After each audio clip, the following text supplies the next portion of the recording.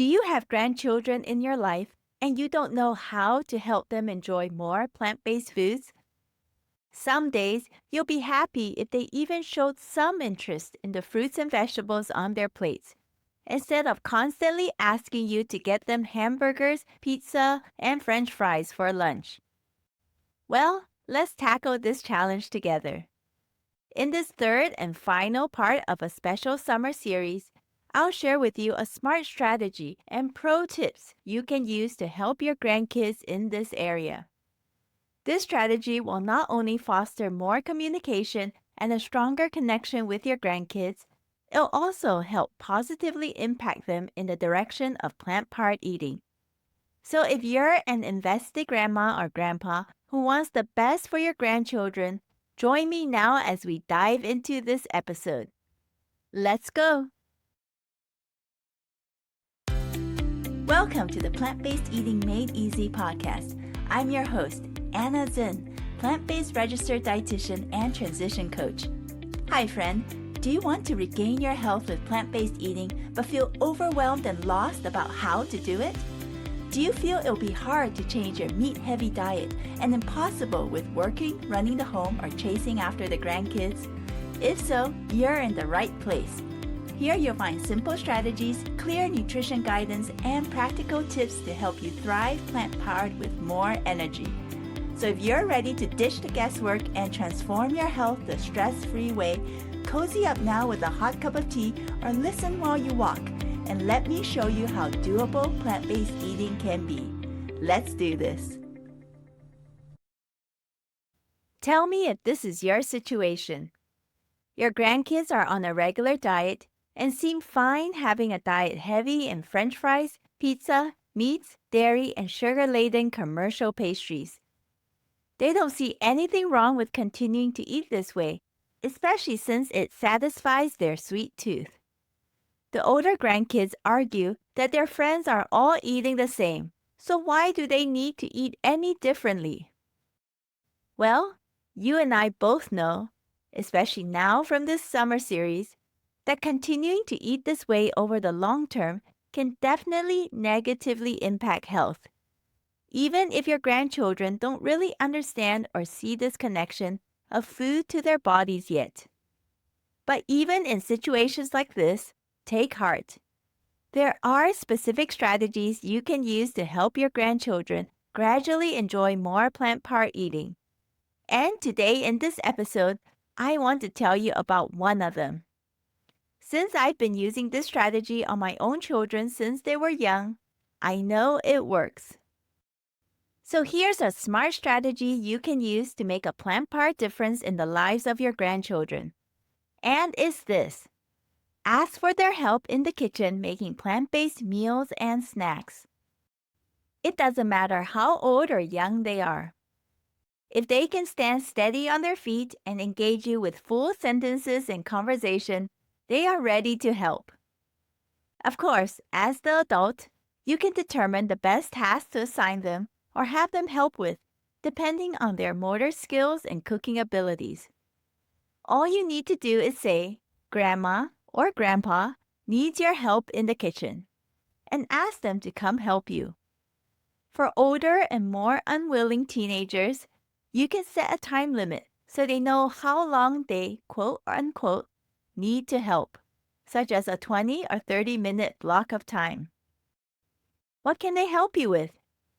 Here are a few fun suggestions. For the little ones, you can involve them in helping to mash up chopped avocado to help make guacamole. I've also had my children be little helpers to stir dry ingredients in a mixing bowl or to help blend up smoothies or nut butters. The lid is always on the food processor or blender first, of course.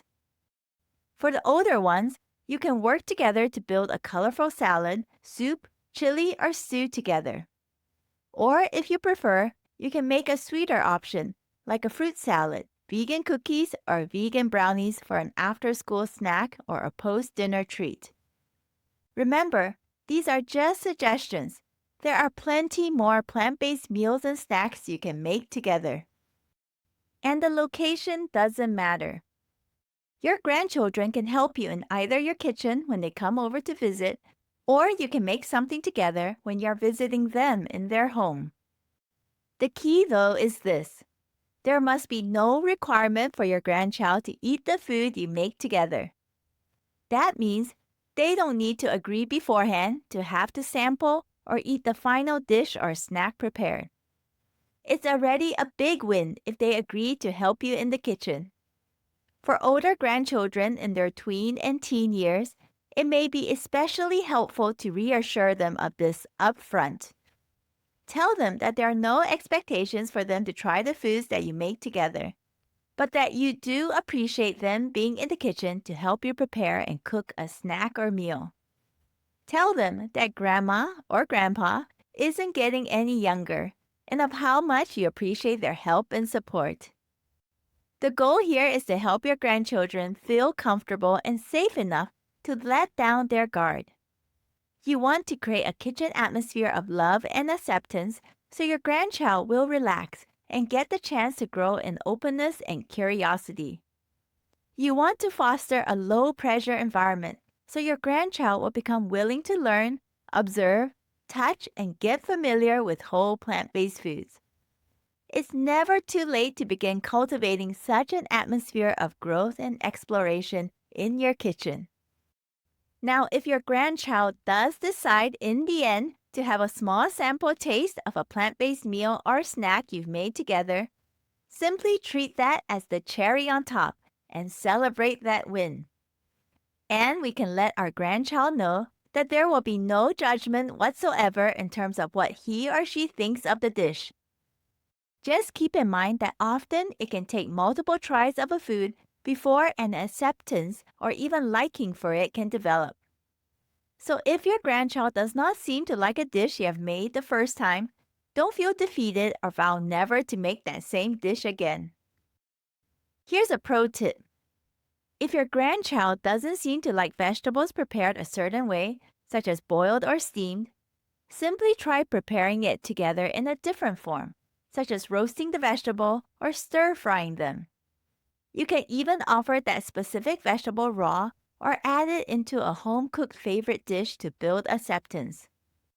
My 6-year-old is not a big fan of cooked bell peppers, no matter the color. He often takes it out of a dish if he sees some mixed into it. However, I have continued to use them in many dishes, and now he doesn't complain about them as much. Occasionally, he might take some chopped pieces out of his dinner bowl, but so far he seems to have enjoyed colored bell peppers on pizza, in pasta sauce, and as crunchy raw slices, especially after repeatedly seeing his sister eating and enjoying fresh bell pepper slices. Here are a few other important benefits to doing plant-based cooking together in the kitchen. First, you get to spend more quality time together with your grandchild, and they get to have a special bonding time with you each time you cook together. And this is while they get exposed to seeing different colorful plant-based foods in their natural forms, learn how to handle them, and watch how they are prepared. Growing up, I remember often watching and helping my grandmother cook in the kitchen. That's actually where I learned how to properly wash Asian leafy green vegetables and prepare them for cooking. And I am forever grateful to my grandmother for teaching me this important skill. Second, cooking together helps build communication, coordination, reading, and math skills, and improves focus and concentration as well. Not only that, it's a great screen-free activity for your grandchildren, and there's the added bonus of an opportunity to enjoy some of the fruits of their labor, if they desire. Third, since your grandchild has spent time and energy towards helping you make a plant-based dish, he or she can become more invested in that dish and become more willing to try it afterwards. Of course, this may not always be the case, but stay open and continue these kitchen activities together. Then watch and see how their attitude towards plant-based foods gradually changes over time. Here's another good example of this. My son is not fond of button mushrooms, but he likes to help me in the kitchen. So one day, I asked him to help me cut up some mushrooms to be used in a dish I was cooking. He ended up helping me chop up 4 cups of mushroom pieces for my dish. When I served this dish for dinner that night, I was delighted to see that he didn't whine or complain about the mushrooms like he usually would, seeing them in his dinner bowl. This time, he simply ate it up. He told me that it was because he had chopped up the mushrooms into much smaller pieces, so he didn't mind them as much. I think it also helped that he cut the mushroom pieces up himself for my dish this time. So your grandchild could respond in a similar way. Now for another pro tip. If you have preschool or young school-age children, you can buy specifically designed cutting knives for them to use to help you cut up certain fruits and veggies. That's what our son used when he was helping to chop mushrooms.